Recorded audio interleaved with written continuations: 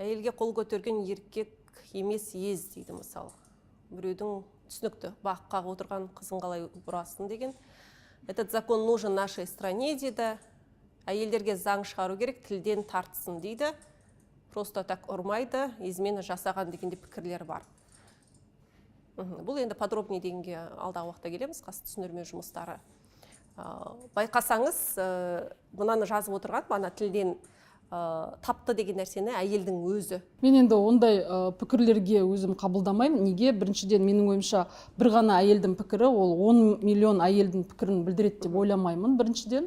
Екіншіден, барлық әйелдер сол ұяттың астында, сол стигманың аясында ойлайды деп та ойламаймын. Менің ойымша, қарап отырсаңыз, біраз көресіз сондай ой пікірлерді әлеуметтік. Енді ол біздің мүмкін дәстүріміз шығар, мүмкін біздің ескірген стереотиптердің аясында өмір сүретін қоғамның және осы қоғамды ақпараттық негізде таратып отырған жалпы ақпараттық саясаттың ықпалы шығар. Мен білмеймін. Бұл кең көлемде ықпал. Енді бұл жерде мәдениет, тарихи фактор, әлеуметтік фактор, құқықтық факторлар әсер етеді. Бұның өзінің заңнамасын немесе зерттеулерін қарайтын болсақ, бұл кең ауқымдағы спектрді қамтиды.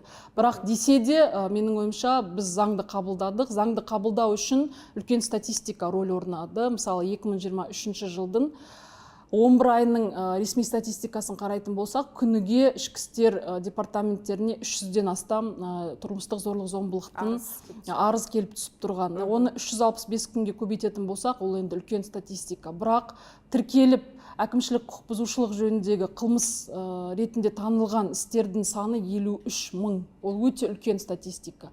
Қылмыстық іс қозғалған 819. Бұл нені көрсетеді? Бұл шын айтқанда соңғы 6 жылда бізде әйел мен балаға жасалатын тұрмыстық зорлық-зомбылықтың қылмыстарының өте қатты өскендігін, нақтырақ айтсақ 3 есе өскендігін көрсетеді. Енді жалпы мына тұрмыстық зорлық-зомбылық деген кезде халыққа түсіну үшін айту керек. Жалпы біз үйлену оңай, үй болу қиын дейді ғой. Немесе ыдыс-аяқ сылдырламай тұрмайды дейді. Бірақ дегенмен екі жұп бас қосқаннан кейін олар қандай да бір айқай-шуды, қандай да бір кикілжінді жалпы бейбіт жолмен шешуді үйренуі қажет. Бүгінгі таңда сол жетіспейді. Бірақ бір нәрсені атап өту қажет. Бір рет қол көтерді ме, значит, ол сондай агрессияға, абьюзерлікке, сондай қоқан-лоққы көрсетуге бейім. Яғни ол оны норма, қалыпты жағдай деп таниды.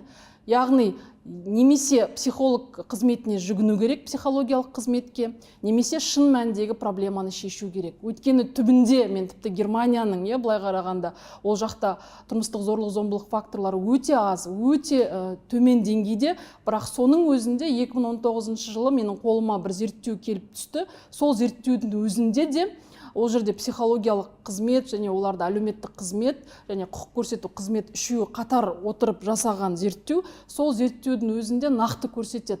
Бір рет отбасында қол көтерді ме, ол жүйелі жалғасты ма, түбі өлімге алып келеді. Әйелдің өлімі болмаса да отбасының басқа мүшесінің өліміне алып келеді. Сондықтан біз осы нәрсені түсінуіміз қажет. Бізде қандай нәрсе бар? Екі жастың ортасына ешкім түспеу керек деген нәрсе бар. Өздері біліп алсын дейді, өздері айтпасын дейді, ол үйінде шығармау керек деген секілді ескі стереотиптік дүниеден кету керек қыздар.